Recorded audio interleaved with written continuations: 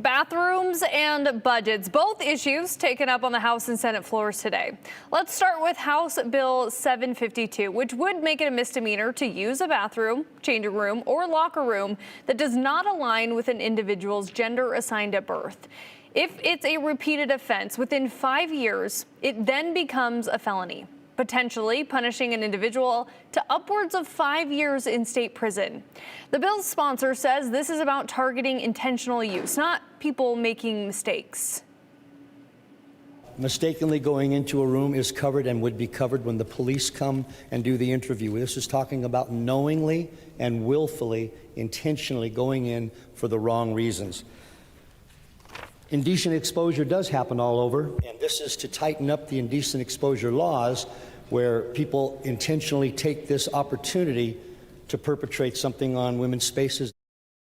A lawmaker who debated the bill says there isn't a criminal act to create a crime, making the process confusing for police.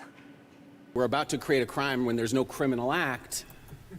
All they want to know is that people are being asked to leave before we just call the police. Hello, police. There's a woman in my bathroom. Well, did you ask her to leave? No, but you should come and arrest her.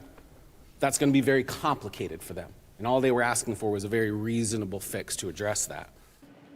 Now that passed 54-15 and it moves to the Senate. Now to the latest budgeting bill to hit the floor. This time cuts are coming for Idaho's State Board of Education. Those impacted by the reductions include Ag Research and Extension Service, state colleges and universities, community colleges, health education programs, career technical education. That list just goes on. JFAC is proposing a 6.8% reduction for fiscal year 2027. While a member of the Finance Committee says this is the best they could do under the circumstances, there is concern this will cause long-term structural damage to Idaho's economy. We are already seeing how grave the fallout from this is going to be. I think 41 layoffs at Idaho State University. They're consolidating their Department of Education, their College of Education out of existence, merging it with something else, but they're eliminating the College of Innovation and Design from BSU. Engineering at University of Idaho is not going to be able to build out. There are going to be kids put on a wait list at a time when we desperately need engineers. Nursing at ISU is not going to be able to be built out at a time when we desperately need nurses. They're going to be put on a wait list. The budget cuts continue to move forward, passing 46-24. Meanwhile, an effort to recruit and keep Idaho State troopers passed the Senate floor today. Project Choice was implemented several years ago to create the Idaho Law Enforcement Fund. Drivers pay $3 on their vehicle registration to go towards that fund.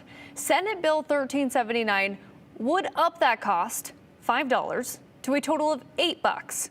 The bill's sponsor wants to deepen that fund to recruit more troopers and keep up competitive pay. What are the things that we do through state government that we could do ourselves? Those come off the list. What are the things that we can't take upon ourselves? They hit the list. And then I think, what do the roads matter if they're not safe? What do the schools matter if they're not safe? And that's what we're talking about here. This bill passed the Senate 28-7 and moves to the House.